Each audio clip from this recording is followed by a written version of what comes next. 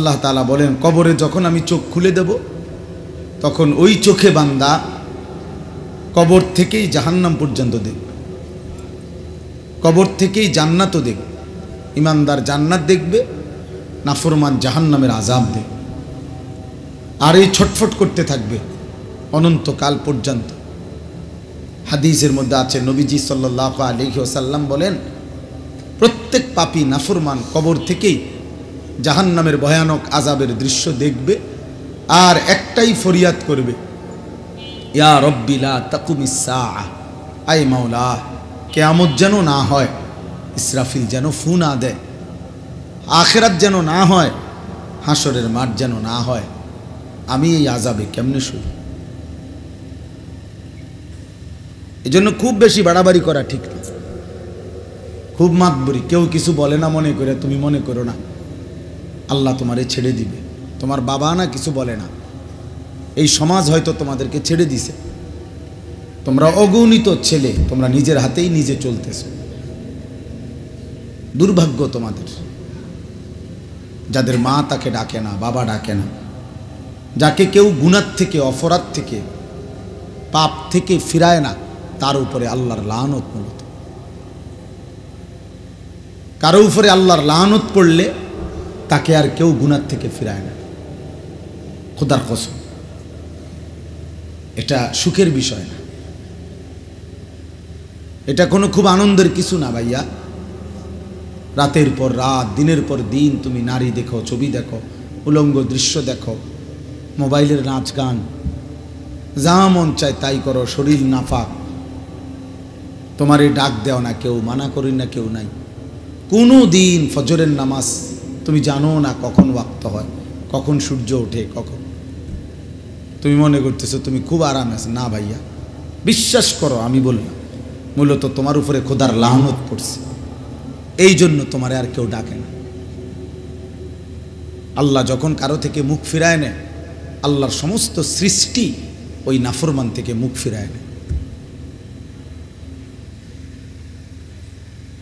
হ্যাঁ, ফলে তাকে আর কোনো দিন কল্যাণের কাজে কেউ ডাকে না।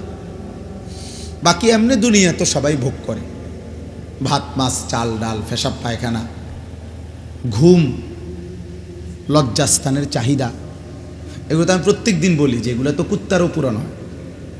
কুত্তাও তো খায়, ঘুমায়, পেশাব পায়খানা করে। কুত্তারও তো লজ্জাস্থানের চাহিদা পূরণ হয়, নাহলে কুকুরের বাচ্চা হয় কেমন? কুকুরের যদি যৌন চাহিদা পূরণ না হতো তো ওর বাচ্চা হয় কেমন? এই জন্য তুমি খাইতেছো, ঘুমাইতেছো, পেশাব পায়খানা করতেছো, আর নারী দেখতেছো, ছবি দেখতেছো, আর হারাম বীর্যপাত হইতেছে, মজা পাইতেছো। তুমি মনে করছো বহ, আমারে তো কেউ কিছু বলে না, আমারে তো কেউ কিছু ডাকে না। মূলত আল্লাহ তাআলার গজব এটা। কোরআন শরীফে আছে, কোনো মানুষের উপরে আল্লাহর সবচেয়ে বড় শাস্তি কি? আল্লাহ তার কল্যাণ, তার আখিরাত, তার পরকাল, তার কর্তব্য ভুলায় দেওয়া। ফাআনসাহুম আনফুসাহুম, এটা কোরআন শরীফে আছে। আল্লাহ যখন কারো প্রতি নারাজ হন চূড়ান্ত, তো আল্লাহ তাআলা তার আখিরাত ভুলায় দেয়। ওয়ালা তাকুনু কাল্লাযীনা নাসুল্লাহ ফাআনসাহুম আনফুসাহুম। আল্লাহ তাআলা বলেন, হে আমার বান্দা মুমিন, তুমি আমাকে এই পরিমাণ ভুলে যেও না যেই পরিমাণ ভুলে গেলে আমি একদিন তোমার পরিচয় তোমাকে ভুলিয়ে দেব,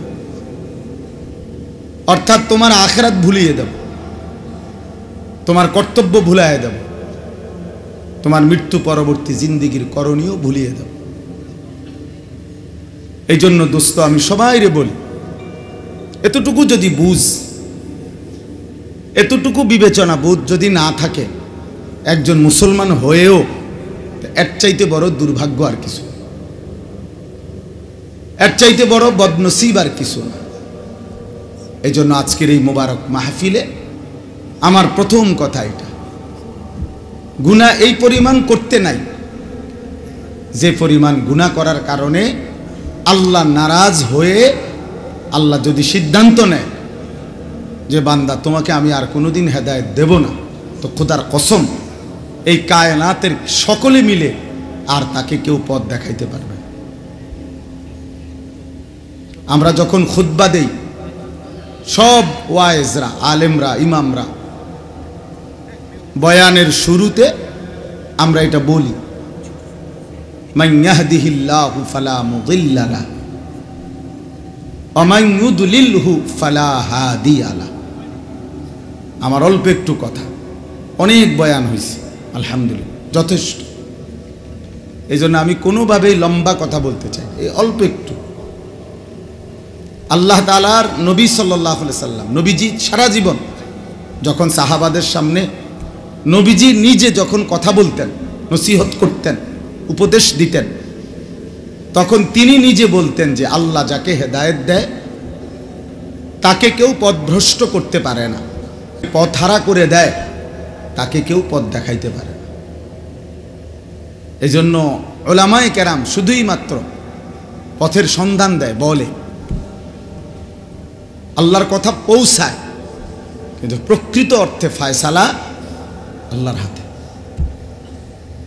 আল্লাহর হাতে। কোরআনুল কারীমের মধ্যে আছে, নবীজি সাল্লাল্লাহু আলাইহি সাল্লামকে আল্লাহ বলছে, সূরা ইউসুফের মধ্যে আছে, ওয়ামা আকসারুন নাসি ওয়ালাউ হারাসতা বিমুমিনিন। আল্লাহ বলছে, বন্ধু আপনি ভীষণ চাইলেও, প্রচন্ড আগ্রহ করলেও অধিকাংশ লোক মুমিন হবে না। আপনি বললে হবে না, আপনি শুধু দাওয়াত দিবেন, কিন্তু হেদায়েত হবে কিনা, ঈমান আনবে কিনা, আমার গোলামি করবে কিনা, এটা আমি আল্লাহর ফয়সালা।